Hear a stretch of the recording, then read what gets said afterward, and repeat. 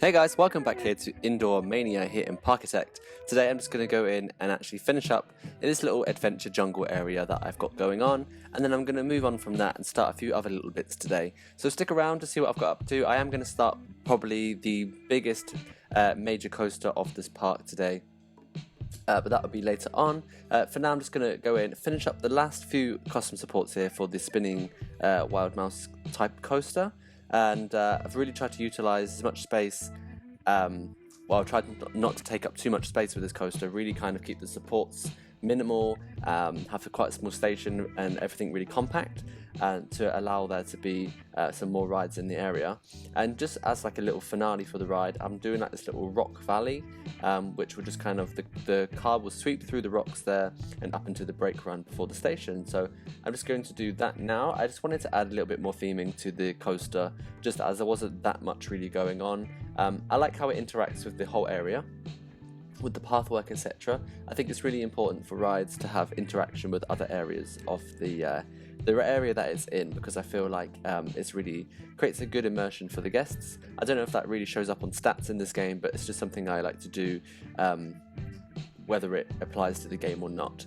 So now I'm going in and doing this double inverted swinging ride, which is the last flat ride of the area, and I'm a bit stuck for the theme, to be honest. I kind of went for like this kind of crystal theme, like there's like a hidden treasure in the jungle, but to be honest I think it's kind of pathetic. I don't really think it's good at all. So if any of you have any ideas how I could theme this ride, please let me know in the comments down below. At the moment, like I said, I've gone for this kind of crystal thing, and this being some sort of like hidden thing in the jungle. It's really lame, but gonna stick with it for now, and later on if I have any other ideas, or if you guys do, I shall go in and change that, because I'm really not too happy with that. That's the only thing really in this area that I'm not too impressed with. But I'm just kind of going in now and just kind of tidying up those edges. I like to get rid of the in-game fencing on those flat rides and do my own, or add some like path covers just to make it look a bit more like there's the footprint of the ride's a bit smaller. So I add like green coloured path covers like I did to the back there, just to make it look smaller. I've done a little queue line with a roof again for an indoor area. Silly of me. Do queues really have roofs indoors? Maybe, I don't know, but I did one there. And now I'm just going in and doing like a kind of like a backdrop wall for the ride, just to kind of separate it from the spinning coaster there behind it. So I'm using these kind of rock pillars there to create like a backdrop. So I'm really happy with that. There's a little depot area there for the delivery people to pick up their packages for the shops, and I'm going to cover that up to look like the toilet block as well. So I'm just going to do that as well. I'm just going to finish doing up this what's it called, the facade of the building there, just kind of creating that final look. I'm actually going to get rid of this area and do a new indoor area later on, but for now it's just how it is. And then the wall here, that's at the back of the indoor section, this jungle area, I'm going to do another one of these kind of facades, which I did like by the big wheel. This one's just a little bit more simple, and it really is just a facade. It doesn't serve a purpose as anything. But I'm just using the same pieces that I've used already on the other side, and just kind of creating like a backdrop there, just so it's not all like that same kind of boring interior wall. And this will also serve a purpose later on as well. I will use the archways on the bottom to kind of create secret pathways into other areas of the indoor park. So that would be cool. So you can kind of go from one area and like kind of through like a teleport kind of door, and then you'll be in a completely new zoned area. So that would be really cool, I think. I'm just going to finish up on this jungle area now, and then move on to a new area. So that is the jungle area complete. Now I'm going to move in and actually start on the space theme. So ignore the coaster, that's going to go. It's just a rough idea I had. Here I've got the shot tower, and I'm actually going to kind of decorate it to make it look like has, you know, an essence of a Saturn V rocket from NASA. So I'm using different pieces, different wall shapes, and everything like that, the USA there as well, just kind of integrating those pieces into the facade of the tower, just to kind of give it like a bit of a theme. And then I shall copy and paste one side and do that around all four sides. But the tower is not actually going to be in this position as of yet. I didn't know where it was going to go. I just knew that I wanted to do like this Saturn V tower thing. But yeah, I didn't want to do like crazy theming on this. I still wanted it to look somewhat realistic. But I have gone in and done, just added these little touches, little American flag there. So yeah, I'm really happy with that.